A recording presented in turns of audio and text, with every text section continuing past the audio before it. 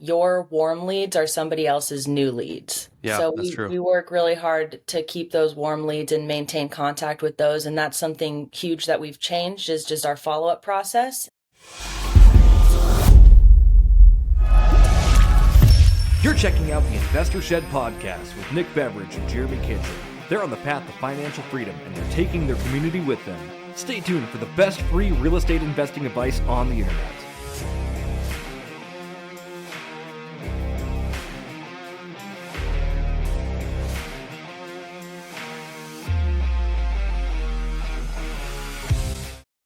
Welcome back to the Investor Shed podcast. My name is Nick Beveridge, and I am here with the big old ginger bear, Grizzlin' Jeremy. How are you? Grizzlin' beard, Jeremy Kitchen here. Tell you what, that's a good Grizzlin' beard, Jeremy here.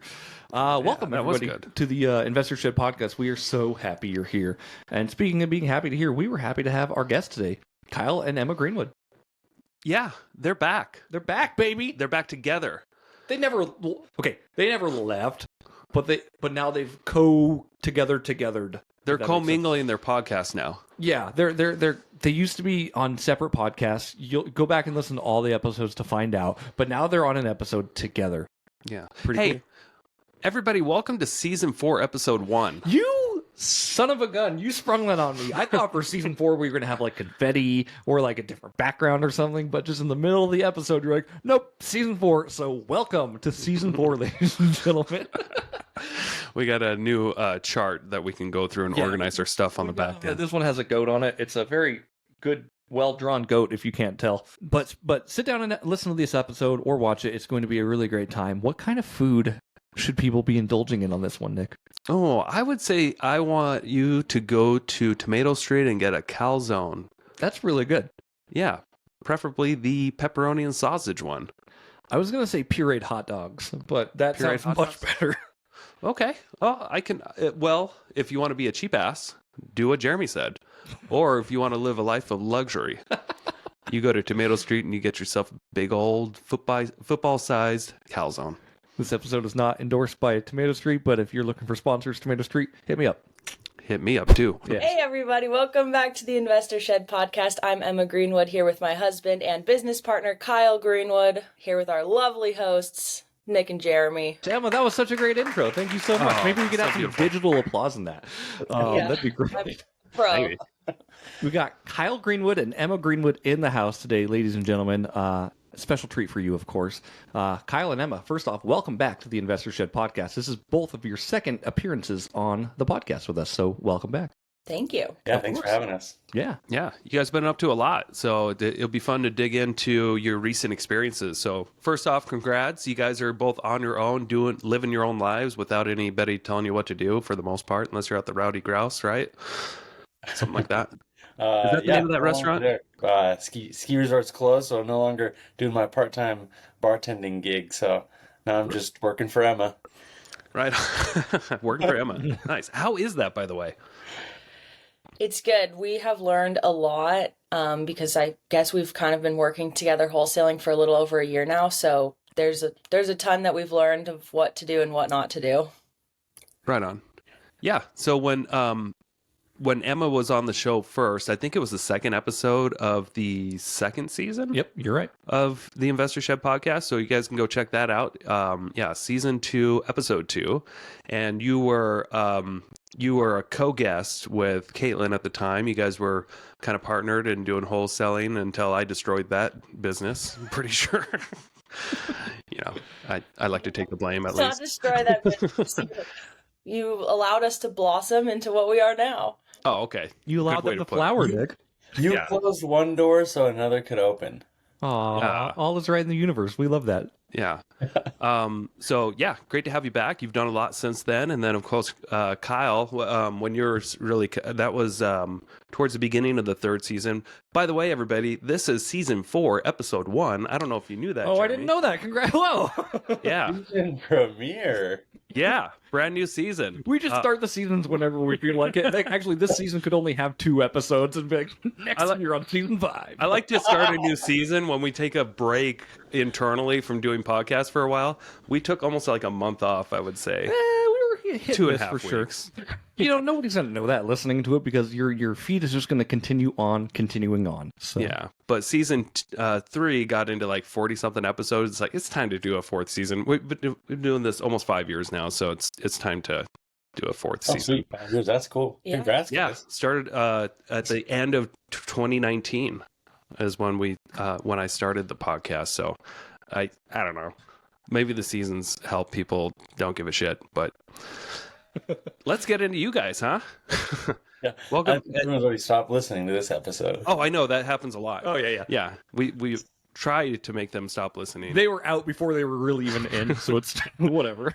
As we get too inappropriate, we don't want to be taken down, so we try to clear out most of the garbage audience first. We can reel Stick them with back the in. good ones. Yeah. So yeah, Kyle, you were on kind of earlier in the 3rd season, and you were just kind of getting started. We named that podcast "Biking for Dollars." You were doing a lot of prospecting, biking around, hunting down neighborhoods, targeting certain homes. And since then, you guys have been doing a lot. So why don't you kind of recap on what it was like going through that decision process of like Emma kind of branching out on your own, and then what made you guys want to work together? I guess I would say so. Emma and Caitlin were doing wholesaling together. They were having some success, and I was like, "Dang, I want to have some of that success." And I always wanted to invest in real estate. And then when Emma and Caitlin kind of dissolved their company, we talked about it and decided that we would just start a new company together. And yeah, that was, when was that? Like 2 years ago? It was at the beginning of 2023. Okay, so that, yeah, like a year and a half ago. Yeah, so we're still kind of in the early stages in the grinding phase, and but we're finally getting some momentum and starting to feel a little more legitimate, I would say. Yeah, let's can we dive into that if Yeah. that's okay? Like obviously you guys started your own wholesaling company and you're just out getting that momentum. Like that first year is got to be tough when you're trying to build up your leads, build up your pipeline and stuff. Can you kind of run us through what exactly that process looked like for you, and how you've actually been able to get traction and what you've been doing to maintain it as well? Yeah, it really all just boils down to marketing. It's pretty simple, honestly, in the wholesaling business. Last year, we did not do a lot of marketing, so we didn't do a lot of deals. It was pretty spot on if you looked at the numbers. So this year, we've really just ramped up our marketing budget, and we've been sending consistent marketing every single month. And from that, we've gotten pretty much a wholesale deal under contract every single month. So Nice. And Kyle finally added me to your buyers list, so thank you so much for that. I appreciate it. Yeah, you're tagged VIP in our CRM. Aw. So what are you guys doing for marketing? as of right now, we're just focusing on direct mail. That's been working for us, and we still have room to grow that budget. So we're just going to continue doing that. At some point, we do want to integrate maybe a little bit of cold calling and SMS, but we're not doing it yet. Okay. So it's all still been kind of cold, direct mail. Are you guys still biking for dollars or doing anything like that? Or is it mostly passive marketing? It's mostly passive marketing, but all the lists that we have are most of the leads we have that we're marketing to are from a driving for dollars list that was made last year. Okay, cool. And we have it on our, like, in the next 12 weeks plan to do more biking for dollars. So we are going to kind of expand that, and it's something that takes a lot of time, but we actually enjoy it. Just it's kind of something to do on the weekends, even. Yeah. Just bike Yeah. around, check out houses, and In my opinion, everyone's pulling the same lists from PropStream. So if you could just give yourself a little bit of an advantage, and if you're willing to put in the little bit of extra work, I think it's worth it. We used to only drive for dollars, and we just started integrating pulling lists as well. And we've always had success with both. So we want to just keep doing what we know and what's working. Yeah. No, it's pretty Okay. awesome to think about. Like, you guys did put in quite a bit of work on the front end, Mm-hmm. like scavenging what properties are worth sending mail to. And that was obviously a lot of legwork. You did it for the first like year or so, and now it's like now you can kind of reap the rewards of this is what we're just going after, and we can just be a little less labor intensive, right? Mm-hmm. Going after those people, and now it's just strategically spending your money correctly to see if you can get good returns, right? Yeah, and we don't have a ton of deals to like really like look at all of our numbers to compare, but just talking to people who've been doing it for a long time and seeing what they're paying per deal, per lead, and their numbers, ours are like way better. And I think a lot of that's because we're doing the driving for dollars, and we're just Yeah. have a little more niche down list. But like you said, it did take like a year to get that list. So Yeah. if you factor that in, maybe it's uh, there was some opportunity cost there. Yeah, I think that's like any business. Yeah. I mean, if you take the time to be really prospect heavy for the first year or two in pretty much any business, your marketing expenses are just going to be simply lower than most that want to be, doing the same type of volume. So that really no surprise there, but it is kind of cool to hear that like you guys went through that and it's actually worked. And so tell us like, what's like a routine day now for you guys? Like how many properties are you trying to buy? You're buying about one a month. Is that kind of on track for your goals? Are you trying to do more or less of that? Let us know what are your goals? Well, we're not buying one a month. We're wholesaling one a month. Oh yeah, okay. Yeah, Yeah. Nick. Well, Just clarifying, it would be. Are you going under contract with a property once a month? Yep, absolutely. I don't think we're hitting our goals just yet. That's a big thing that we've been working on, trying to figure out is what's our vision for the company. And I think our goal is more like to be doing 3 to 4 a month. Yeah, but our goal at the beginning of the year was let's try to get to one deal a month, and yeah. we've kind of hit that. And it's all on how much marketing you do. Like spend this number, get this many deals, unless you just completely suck at sales and you like botch all your appointments. But Yeah. you just got to get yourself as many at bats as you can, and get yourself. You're just throwing a web out there like a net and trying to be in front of people with the right time. Well, I mean, you just said something that, you kind of almost threw under the rug there, but like you can spend a lot of marketing, you can get leads, but if you're not following up with them and like if you don't have a good sales process, you're just wasting your time and money. Because 100%, yeah. anybody can get leads, but not everybody can convert. Yeah. Yeah, a quote we heard that I really try to think about every day is your warm leads are somebody else's new leads. Right. Yeah, So that's we true. work really hard to keep those warm leads and maintain contact with those. And that's something huge that we've changed is just our follow-up process and continuing to follow up with people, even if you don't think they're going to be ready for 6 months. Yeah. What does that follow-up process look like? So we don't do any drip campaigns. As of right now, it's all like task-based in our CRM. And so every single person has a task at all times, whether it's to follow up in 1 day or to follow up in 4 weeks. And then just every day making sure that you're getting all your tasks done. Yeah. Yeah.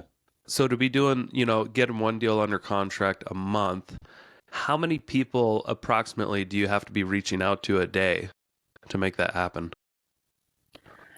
If I'm being honest, it's not a whole lot. Like we could be doing a lot more. I would say we're probably reaching out to 30 people a week. I mean, remember, like if people call on your direct mail, they're reaching out to you. So those are really good leads usually. They're not cold calling leads. So Inbound. typically our Yeah. conversion from those is pretty decent. I would just add to that. I think it's more that we're spending about $2,000 a month in marketing, Mhm. and that's netting us one deal a month right now. Yeah. Gotcha.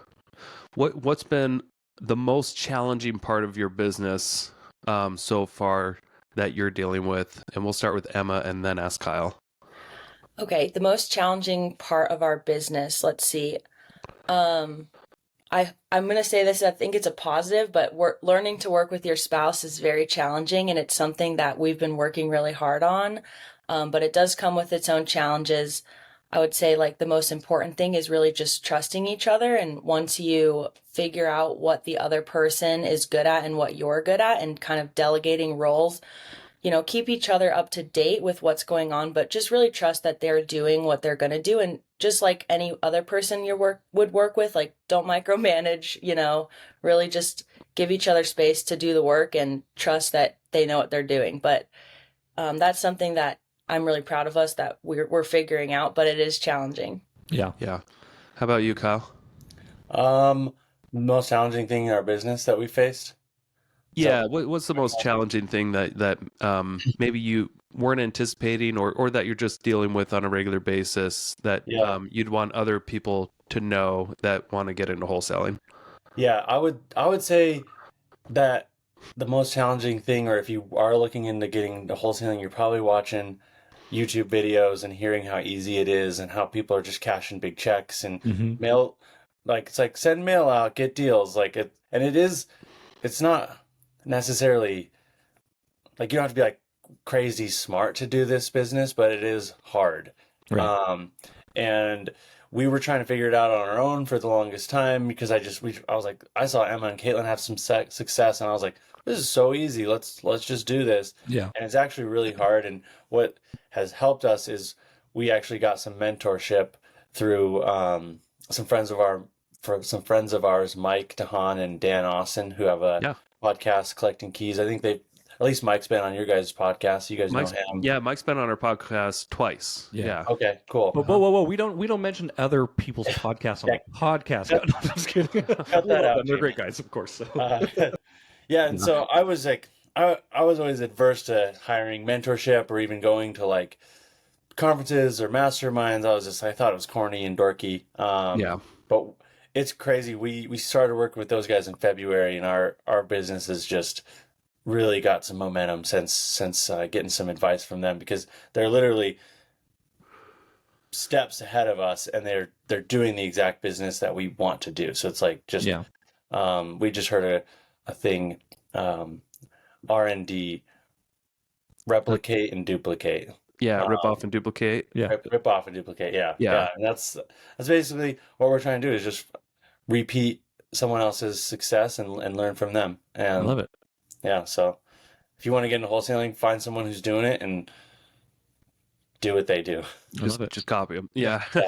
Or hire them. Yeah, and you have to tweak some stuff, like, because everyone's a little different and their goals are different, how they want to run their business. But for the most part, it's not that hard of a business. It's just like you just have to do the things and follow up with people. Yeah. Yeah. No, I can totally relate to that. Like with my business, I didn't start like that REI group just because I thought of it and I was creative one day. Like that was, I ripped off and duplicated what this guy was doing in Alaska, how he built a real estate team, starting these investor meetups every month. And that was their main source of lead generation. And it just kind of broke down how he runs it. And I'm just like, oh, what if I just did that?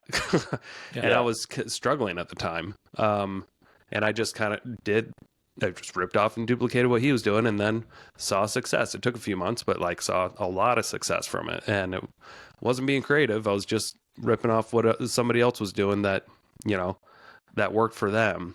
Yeah. And then, Nick, sorry to cut you off, but you were like one of the first people we ripped off. Oh, okay. So, ooh, tell me more. So we were actually talking about that just before we got on here, that like you were one of Emma's first mentors, and like it's, we didn't exactly want the same style business, I guess, that you had, but there's so many different avenues you can go in real estate.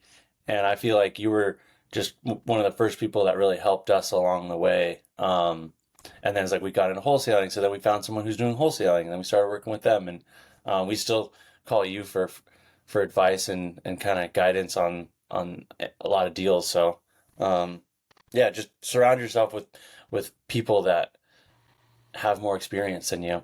Yeah. And just to kind of add on to that, obviously, like what you said, you guys found mentors and you found, systems that work. You'll hear this a lot in this episode and everywhere, honestly, but you don't need to reinvent the wheel. Find what works and implement what is working out of that, and, take away the bits that don't and add stuff that does for you, because you guys are running your own business. You are creating your own systems, but obviously everything comes from somewhere. So we're not originating anything anymore. It's like you do something that works and you find somebody that makes sense to do it with.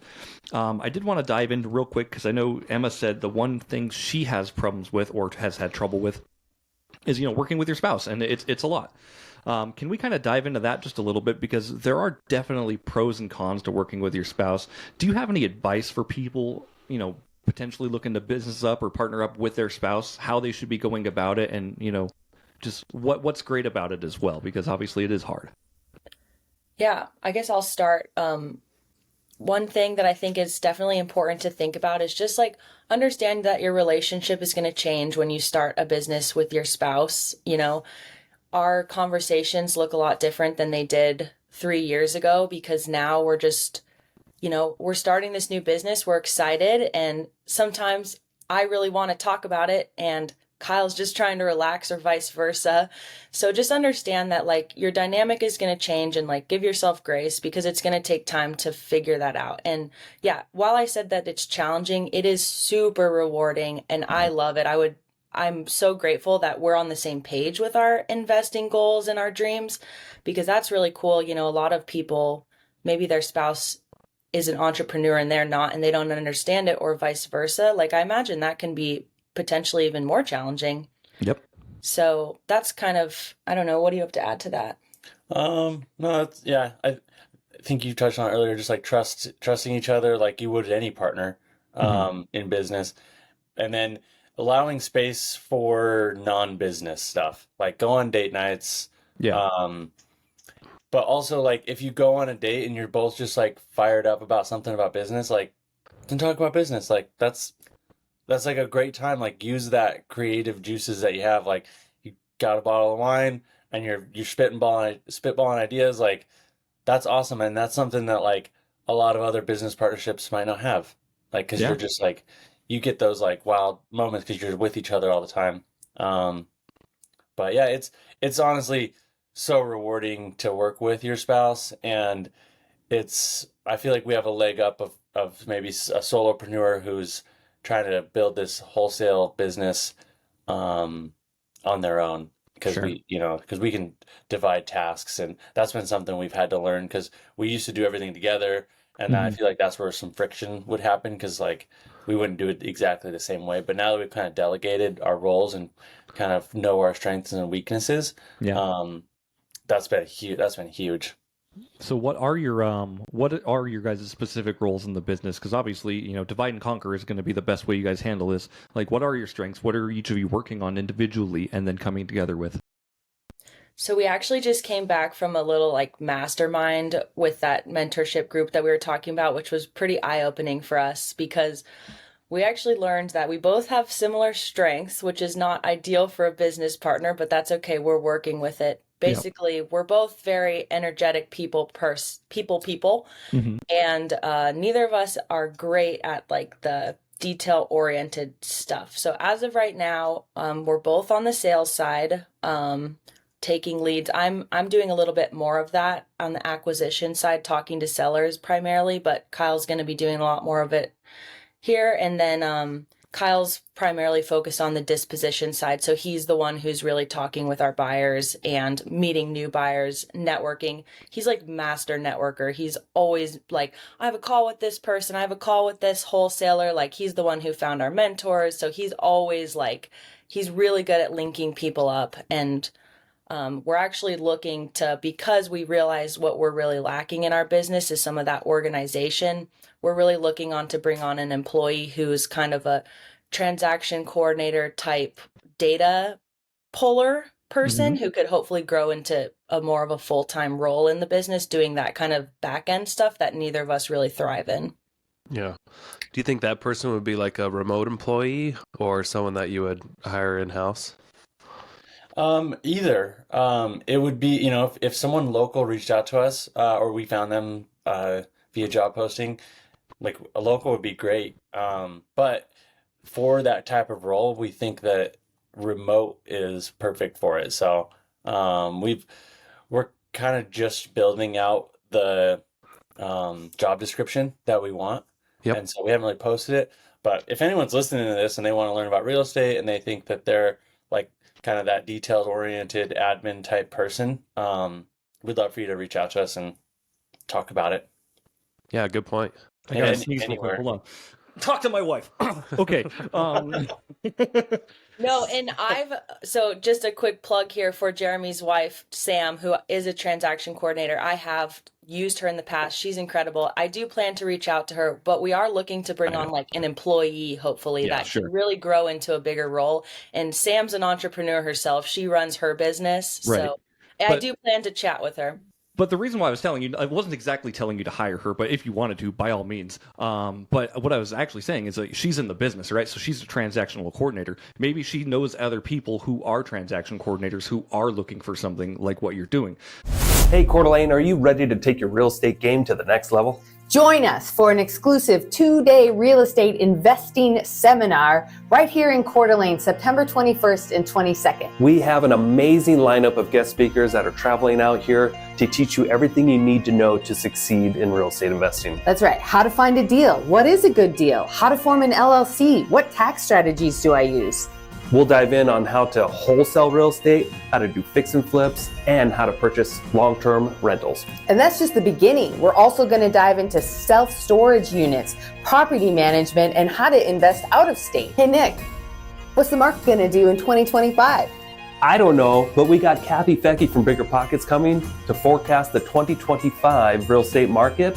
And we're going to talk about how to create those business leverage systems. Plus, we're going to learn how to get your mindset right. What's a short-term rental versus a mid-term rental? How do I build passive income, or should I be building massive income?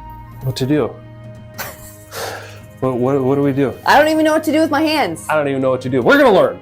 I'm telling you, this is an opportunity you do not want to miss. Tickets are limited, very affordable, and you do not want to miss networking with these amazing people who are going to be at this event. Yes, so hurry. Run. Click on the link. Go to northidahorei.com and click on the 2024 Fall Conference tab. Get you signed up. They're going to sell out, I promise you. It's gone. It's going to be gone. Bye-bye. So again, it's just that connecting piece. Maybe talk to her and see if she can bring you somebody that might make sense. Yeah, that's a great point, Jeremy. Yeah, that's great. Yeah. So at what point do you think you might be ready to bring on somebody? Now. Okay. ASAP right now. Okay. We're ready now. Yeah. I mean, honestly, So, I'm spending way too many hours out of my day doing Emma, when you left our that type team, of work that really just drains. sorry, go ahead. Oh, I said I'm spending too many hours of my day doing that type of work that just kind of drains my energy, and I really need to be able to focus on just talking to more sellers. And if we brought someone on, we'd have more time, we'd be able to up our marketing budget, and then we'd be able to handle more. Yeah. What I kind of envied about you guys, you had a really good excuse for leaving my team a year and a half ago or whatever it was. You said you want to just work less and make more money, or about the same, and I thought that was the perfect excuse. Like, yeah, you don't, not everybody has to go out there and just go crazy. Has any of that changed? Do you guys still, because I know a big motivation for you guys was to just kind of live a chill lifestyle where you can go and, I know, Kyle, you golf a lot and you guys want to go on trips and live that experience lifestyle versus just hustle, money. Are you trying to blend the two now, or like why do you want to do more? Yeah, so that's a great question. And I would say we are still living chill lifestyles. And that's a huge goal of ours, is to, like, we see people in real estate, like, they get in because they want, like, financial freedom and they want, like, enough money so they can be free. But then they end up getting obsessed with real estate. And we always say, we're not trying to take over the world. Like, we just want a little piece of the pie and we want to live our lives. But one goal we've set recently is we golf every Monday morning. Because we're just like, we don't need to hustle on the every Monday. So we go golf on Monday morning, and we live right on this little 9-hole course. And sometimes we only play like 4 or 5 holes. We have a season pass there, so it's like we're not going out and like golfing for 5 hours and like doing the whole thing. But we just go golf for a little bit, and then we'll go for breakfast, and then we'll start our work day on Monday at like 11 or noon. Nice. And but we have had to kind of buckle down just a little bit, because going back to watching YouTube videos and making it seem so easy, it does take a lot of work, but we're just trying to make that kind of more efficient work. Yeah. And I don't know, we don't put in those 80-hour grinding work weeks, but if there is a specific week where there's a bunch of stuff that needs to get done, well, we do it and we get the work done that needs to happen, but we're not just filling our time to hustle. And I think to talk a little bit more about like why do we want to be doing more?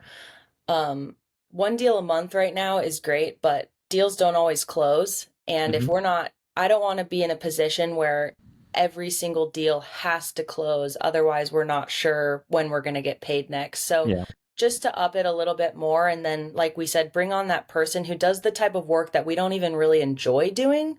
Well, I think it'll just make our life a little easier and more enjoyable, and it'll allow us to grow with hopefully potentially not upping our like hours too much. We will have to help and manage a person, but hopefully, I mean, I would say right now, like, we don't work 40 hours a week. A lot of entrepreneurs at the beginning are like, I work 80 hours because then I want to be able to not work that many hours, and then they never pare back. And so we're kind of like trying to just live our dream life now. And honestly, I kind of feel like we are. We do whatever we want. That being said, a lot of people, that we know in this group or in this space, it feels like a lot of people have come from like these really high paying jobs and they need to replace like 6-figure incomes, and that's not really us either. So we didn't need to make quite as much money to be satisfied. Gotcha. So I know you guys have a couple of rentals. Do you have any other plans of buying more rentals here in the near future? Is that part of why you want to try to make more money, or is it just to live the lifestyle? So the main reason we got into investing in real estate is because we wanted to buy rentals, because we listened to Bigger Pockets, and that's what Brandon Turner told us to do. Okay. Buy rental properties. But then I think, Nick, we've quoted you a few times because we heard you say you bought your first rental property and then you're like, I need to buy a shit ton of these. And so we are actually selling one of our rental properties because we realize that we have a lot of equity in it, and it's cash flowing great. We have a 3% interest rate on it, seller financed. But it's not really life-changing money every month. So we looked at it and we thought, if we take this equity out, we can reinvest it. And so, our mentors, they have a phrase they coined: massive income, then passive income. And so we're in the kind of cash building phase where we're trying to wholesale, do maybe 1 or 2 flips a year, and build up a huge, not huge, but like a big enough nest egg and income. And then we can, with excess cash, park that in real estate, because we still do really believe in investing in rentals. But if we bought a rental today, we wouldn't have any cash, and then we couldn't market, and then it's like, well, we don't have any money to live or have our business just halt because we're making a couple $100 a month with a rental. So, well, I mean, a little caveat to that, if you don't mind. I did, yes. I felt that way when I first started buying, but I knew the end goal. You always hear the rich flip, the wealthy hold. And I don't think anything could be more true, because I mean, when I started buying these rentals, they weren't cash flowing much. I mean, I was probably only making, $3,000 a year, maybe, actual net cash flow on each property per year. But over time, the rent stayed the same. The mortgages stayed the same. The rents went up, and they've appreciated over time. Got a lot of tax benefits that were able to, I was able to use to offset my real estate commission income, or like in your case, it's wholesale income. But when all the shit hit the fan, it was all my rentals that saved me from bankruptcy. Like at that point, I was able to open the parachute and sell off some stuff. And I had to come up with $2 million over the course of like 18 months. And it was nice to have that security, because I wouldn't have had that if I was just flipping properties. Yeah. Well, and I think to maybe clarify what I'm talking about, maybe for our goal is, we'll sell this rental property. We're going to pull out roughly $120,000 in equity, and then we'll reinvest that in our business. And hopefully by the end of the year, we'll own 2 more rental properties. Yeah. And so it's not like we're going to build all this and then in like 5 years we're going to start buying rental properties again. It's we've created this machine that finds good deals. Yeah. So we're like, we don't need to hold on to this one house that we just love. It's like, we're going to sell this one and reinvest that into our business. Yeah. We're not going to just pull it out and go on a big trip or take the year off, or buy a new truck or something like that, Nice. Good. Cool. Okay. Well, my next question was kind of going to be just breaking down what your actual appointments look like. So obviously you've got Emma working with the sellers at this point, and then on the phone, and then Kyle's going to be transitioning into that role. Is that what you said? Well, we just want to get to a point where we can up our marketing budget a little bit. So I think we'll both be working with leads, and I think it'll be nice because, I'm a woman, he's a man, sometimes you vibe with different people. If maybe I'm struggling chatting with the seller, I can be like, all right, Kyle, maybe you give this guy a go and see if you're up. figure it out. Tag him in. What I was going to ask is, so break down like your appointment. What does your appointment look like when you first get to the house and, they either contact you for saying like, yeah, I'm interested, or no, I'm not interested. Like, what do you do from there? What's your next steps? Obviously it branches out somehow. So. So when someone first calls and says that they want to sell their house, we're always trying to get an appointment because people are more likely to work with you if you see them in person, and it just shows them that you're serious. You're actually going to buy the house. You're a real person. You're not just like, I don't know, some random person. Right. They're building like and trust right away. Exactly. When you're in their face. We're always just trying to get appointments, and then we don't even talk about numbers really, or even really look at ARVs until we go look at the property, and it's all about the people. Like, building rapport, like that's that first conversation. Like, you're not worried about why they're selling or what work it needs. It's you're just trying to get them to like you and build rapport with the seller. Well, I love what you said right there. Like, you're focused on getting an appointment first, right? I think that's like anybody who's in the service industry or real estate in general, like that should just be their number one focus whenever they're on the phone.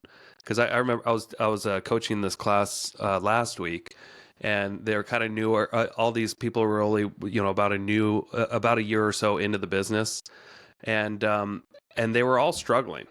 And I asked each one, I'm like, hey, so what are your intentions when you're first on a phone with a lead, or on the phone call with a lead? And I asked them one by one. And one guy said this, one guy said that, one guy said this, one guy said that. None of them said, I'm trying to get an appointment. And that should absolutely, and I'm glad you mentioned that, Kyle, like that should be the only focus whenever you're first on a call with somebody or a seller. It's just, how can I get in front of this person's face? Yeah. Is it going to be today or this week or next week? And of course, we don't want to waste time. We make sure that they're a qualified lead. We make sure that, they have some sort of time frame in mind, that they are actually trying to sell. But once they hit just a couple quick checkpoints that like, okay, this person is going to sell, then yeah, we go on appointments together, which I think also people really like. It seems like they kind of trust the duo of spouse couple, and like Kyle said, we really just focus on the person. I think you said we don't worry about why they sell, but I think that's motivation's a pretty big thing that we try to dig into. We do. I was just saying, like the very first few seconds of the call, I'm like, why are you selling? Why'd you call Tell me your reasons right now. Yeah, I'm just like trying to be chill and casual. Like I'm just like, how's it going? Like, what's going on? Like, I kind of just let them do the talking, and just kind of eventually figure out what the motivation is or what their timeline is, condition of the house. Obviously, all that stuff matters. But I don't just jump right into it. Right. Well, I like your tip there. You guys go together. I mean, I feel like when Joe Turner joined my team, she absolutely made our conversion ratios go up whenever we went to on listing appointments together. Because whenever you just have a man and a woman there together at an appointment, things just tend to go better. I don't know why. Like you can feed off each other, and like one can do more of the talking if you feel like, hey, this needs more of a masculine conversation, or this one needs more caring conversation, and then you can just, kind of tap in, tap out Totally. while you're there at the appointment. We'll do that a lot, and sometimes it's like, because we always need to get photos of the property, and some of these properties maybe we buy them as a rental, maybe we're flipping them, maybe we're wholesaling them, but so we always keep our options open, but we need photos. And so if they really vibe with Emma, I'll just kind of like be in the background and taking photos, and or vice versa. If they're just like wanting to chat with Emma, then I'll be the photo guy. Yeah. So at what point do you bring up price? So I actually, when we're on the phone with them the first time, I always at least, later on in the conversation, pretty casually, I'll be like, okay, so what are you trying to get for this, And I ask them, I would say about half the time people will offer up a price, and the other half, they're kind of like, well, I don't know what it's worth, you tell me type thing. Yeah. And I usually, like Kyle said, I don't like to give out numbers until we see the house. I say, I could give you an offer today, but it's going to be pretty uneducated because I would really like to get my eyes on the property. So then once we're in the house, depending on if we've talked price or not, again, I like to always ask them first. You'd be surprised. People usually offer up something, whether it's, oh, well, my neighbor's house sold for 300, then you know that they have some sort of marker of where they want to be. But yeah, during that appointment, I would say, well, we like to throw out ballparks. Ballparks are a good way to not offend someone. We'll say like, for this house to work for us, we'd probably be in the mid 200 range. Like, what do you think about that? Yeah. And really just be quiet after you say if you're the one who's going to be saying a price, shut up after and just let them respond. A lot of people like to be like, I'm going to be at 120 because I'm going to have to fix this and I'm going to have to fix that and we're going to have to get the tenant out and blah, blah, blah, blah, blah. And it's like, just let them react. Yeah, they might have just said yes. And you don't know because you talked over them. What I've learned is the pause is very important in this business, right? Like if you're still talking and you say like, like I could offer you 120, but I'm open to other offers, like, like that instantly like negates all of your credibility. Like, no, your number is 120. And you basically soft volleyball it back to them and let them answer it. Is it true in this business now the first one to mention price loses, though? I used to say yes, and I try my darndest to at least get some sort of idea from them. Yeah. But at some point, someone's got to say a price. And if it's you, I don't think you've necessarily lost. Sure. It's just that they're probably being stubborn. And honestly, you should let them have that win because they know that they want you to say price first. So just give it to them. Yeah. Hey, quick commercial break here. Thank you so much for listening to this podcast. I really do appreciate it.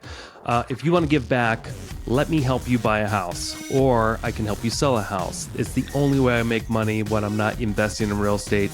I don't make money on this podcast or the events I do, but I do make money only when I help people buy and sell houses. So if you're looking for your next investment and you're here in North Idaho, I want to help you personally. If you are not in North Idaho, I can still help you out. I have a vast network of referral partners all across the country in Keller Williams Realty, and I can find the right real estate investor savvy agent for you so you don't have to. It doesn't cost you a thing. Thank you for your support. Back to the show. Yeah. And some people are real old school. Like we get some like old blue collar guys that are just like, I'm not telling you my price, and you're like, all right, well this is my cash offer. Yeah. And you just give it to them. And honestly, most people aren't accepting our offers because we offer convenience and fast cash. And if most people are accepting your offers, that means you're offering too high, first of all. Yeah. So as a wholesaler in 2024, what kind of rule of thumb are you using to make an offer? When it comes to the percentage of the after repair value minus repairs? Yeah, I mean, we're still generally using 70%, but once we see the house, that could change. I think we've got a pretty good pulse on the North Idaho market, and we've got a pretty decent pulse on what our buyers would buy. So I will say, like, at first, a couple of years ago, it was very strict, 70%, minus the repair, or 70% of ARV minus the repairs, minus your wholesale fee. But now I think we're a little more loosey-goosey because we just have a little bit more experience. But we still use that as a general jumping off point. It's tough because it's the 70% rule is 70% minus repairs. And everyone's minus repairs is different because some people do their own rehab. Some people are hiring a contractor. Some people might want to do a waterfall countertop, or I don't know. It depends on how much you fix it up. And like the cosmetic ones are pretty easy because it's like, okay, someone come in here and just like update everything. Like that's like we can figure that repair out pretty easy. But like our last two deals have been like have structural issues and like a lot of stuff that like it's hard to guess. Right. And so those ones have been kind of tough, and we find that our buyers are all over the place. Like we'll find a buyer, but maybe some other guy was like way lower, and it's just you never know what a buyer needs, and it's all subjective. So Kyle's gotten into a really good practice of if a buyer says that they're not interested, he always asks them what price they would need to get it at in order for it to work for them. And I think that's really helped us come up, in the future, come up with offers and then understand our buyers. Right. Yeah, I think you have been really good at that. Anytime if I don't give you any feedback, you dig for it. Yeah, that's good. And and exactly what Emma said there. That's I think that's really important that you guys are trying to get as much feedback as you can, so that way you can just kind of nail problems right away instead of let it linger and die. Yeah, and we've brought Joe on appointments last year. We did a couple times, and we're just like, what do you think? Like, you're looking for a deal. You're the flipper. What would you need to get this one at? And yeah, just like really trying to understand what our buyers need. And it's amazing to me how much I have to like follow up with my buyers to even open an email for a deal. Yeah. And I get it. We're kind of new to the game, and like we're building our brand still, but I keep saying, I'm like, man, you should be taking me to lunch. Like, if you're out there and you're a house flipper, or you want to get into that, or you want to find deals, go find wholesalers and be the first person they call, because when they get a good deal, you want to be on that top list. I want to be on the VIP list. Yeah. You want to be where Jeremy's at. Yeah, thank you guys. I appreciate that. My heart feels nice and warm. Yeah. Now I know why Joe's giving you guys deals first, because she takes you guys out to eat and I don't. Yeah. Yeah. That makes sense. Golfing, baby. Sounds like Kyle and Emma are on Joe's VIP list, Nick. Yep. Okay, I wanted to kind of break this down a little bit because you guys mentioned it a little bit earlier. Being in a wholesaling position like this, you're in a position where you can either A, wholesale, B, flip, or keep it as a rental. You get eyes on things before 99% of people in the world. How do you decide if you're going to keep it as a rental, flip it, or wholesale it? So I'm glad you brought this back, because Nick, you brought this up earlier about, it is really important to us to build passive income. I just think the market we're in right now is really tough for that. So for us to want to keep a rental right now, we'd probably have to get it at some pretty sweet seller financing terms where it really cash flowed well. Like we want our cash on cash return on wholesaling is pretty high right now. And so we're not going to buy a long-term rental unless the cash on cash return's pretty high. Right. So yeah, we'll run the numbers for everything. We'll run it as a wholesale deal. We'll run it as a flip. We'll run it as a whole tail. And then, we'll obviously run the numbers keeping it. And Kyle brought something up earlier, which is opportunity cost. So maybe you're going to make 50,000 flipping it, or you think you're going to make 50,000 flipping it, but you think you could also make like 20 to 25 wholesaling it. We're almost always going to take that wholesale fee and just keep moving the money quickly, because you're going to spend so much time flipping it, managing contractors, doing all that stuff. And it's riskier, So we're not a lot can go wrong with wholesaling. Yeah, we're taking on significantly less risk. So for us to decide, like we are taking on one flip right now that we're partnering, and Joe is our partner and they're doing all of the rehab. So for us, it felt a lot less risky than doing it ourselves. So Right.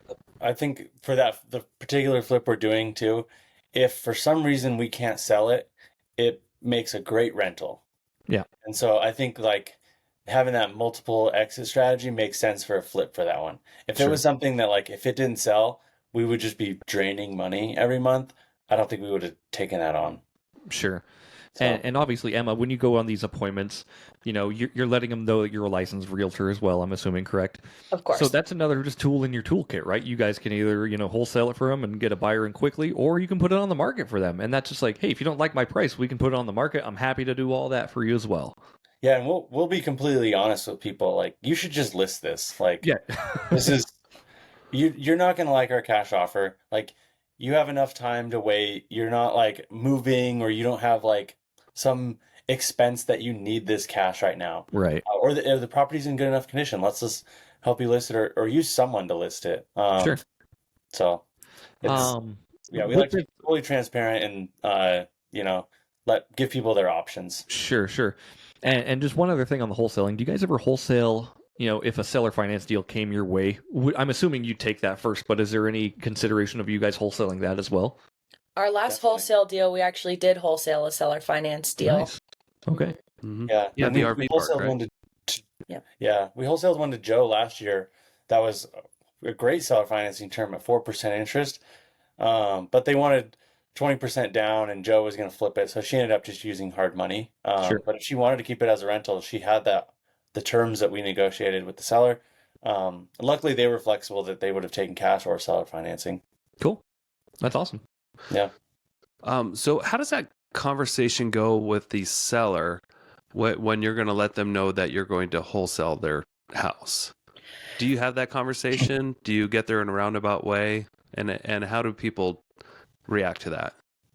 Yeah, so the one that we wholesaled like a month or so ago was an RV park, and we did get it on seller financing. And so, yeah, we were transparent with them that we no longer wanted to buy it, but we have a big network. And I will say, like, we lost their trust for a little bit, and I kind of had to gain it back. But Sure. once we found them an awesome buyer, and when it all was said and done, I had built up enough rapport with them that it did work out in the end, and they did trust us enough to allow us to do that.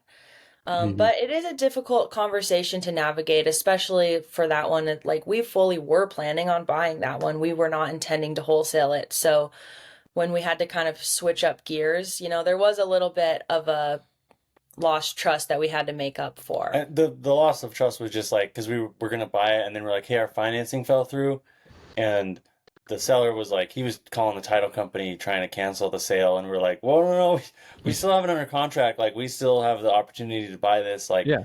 And we told him, we're like, we have a bunch of friends that are investors, a huge network of investors. Like, let us show it to a few people. We think we can find an end buyer for this. Yeah. Gotcha. And they ended up being, I think Emma undersold that. They loved us at the end. They actually gave us both like a silver coin and like a thank you note. And then they tried to hire Emma as their buyer's agent because they needed a new house. They were actually living at the RV park. We got under contract for one, ended up buying one in Montana. But I wanted to really emphasize that because wholesalers get a bad rep, and it's just because you can run it unethically, and Right. we do not do that. Yeah.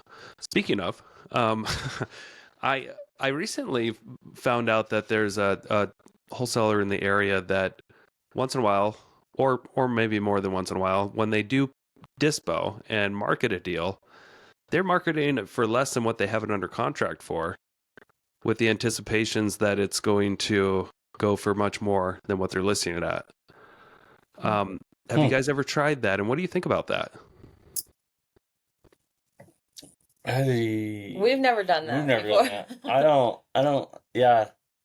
I don't think we would do that. I don't think that's a good strategy. I mean, I don't even think that's a good strategy on market. For a while, people were pricing their houses low, and they were trying to get bidding wars to happen.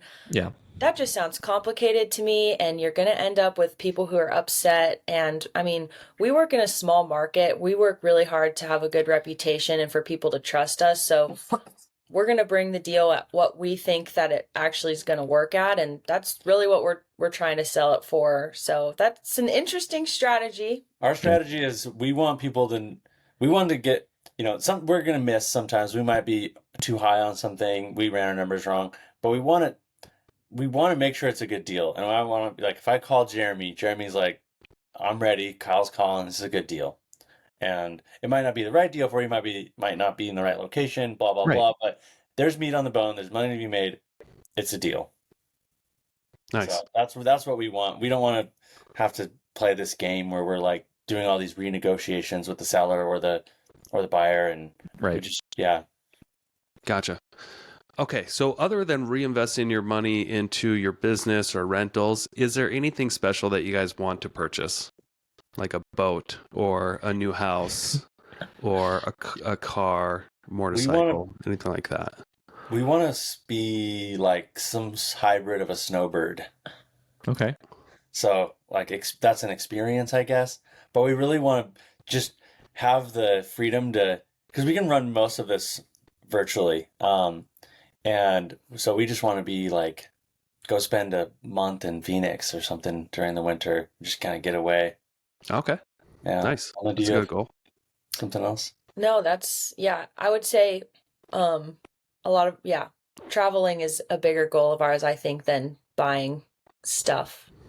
Eventually I would like a new house, but I'm not dreaming about it quite yet. Yeah. Sure. And I am driving a 1999 Toyota Tacoma with 400,000 miles on it. So Holy moly. Jeepers. I would like it's a Toyota, not a Jeep. Little nice. Oh, Jeremy. Well, cool. So you guys, I know we're getting close to the hour mark here, but I want to talk about with like one extra thing, unless Nick wants to continue going. But at the beginning, you guys said you guys do about $2,000 a month in marketing right now, and you are trying to do that scaling. How hard is scaling for you? Like, because I'm in a spot where I'm in my business, like touching the tip of the iceberg scaling. But there's so much more room left to grow. And how big do you want to get this thing, basically? You want me to go? Same time? 3, 2, 1, go. I would say scaling was kind of daunting for us until we joined this community called Scale, coincidentally. Oh, wow. And it's basically it's our friends Mike and Dan started it, and it's a group of like 70 or 80 wholesalers all over the country. And Mike and Dan do coaching calls twice a week, and then like a sales training once a week, and everyone's on Slack and everyone's sharing ideas and explaining how they do things. And you can just like call people and be like, hey man, I'm struggling with this. I saw you were able to achieve this. And so I can visualize where we want to go now, and I'm not like in the fog, if that makes sense. Yeah, totally. Like I feel like we're coming out of the fog. I'm like, okay, I can see where we want to take this and how to get there. And to answer your question of what our goal of where we want to grow is, we want to get to like 3 to 4 deals a month. And I think to do that, we could probably run it pretty slim with just Emma and I, and then like one awesome kind of transaction coordinator, admin, data specialist to do some of those back end stuff, and just really allow Emma and I to do what we're good at, and that's talk to people, which is talk to buyers and sellers. And we actually really enjoy it. And then we might hire like a lead manager to just like do some of that like long term follow up. Sure. So are there any other markets you plan on breaking into, or are you just going to stick in North Idaho? As of right now, we're going to continue. It's kind of like what I was saying before, like everything's working for us.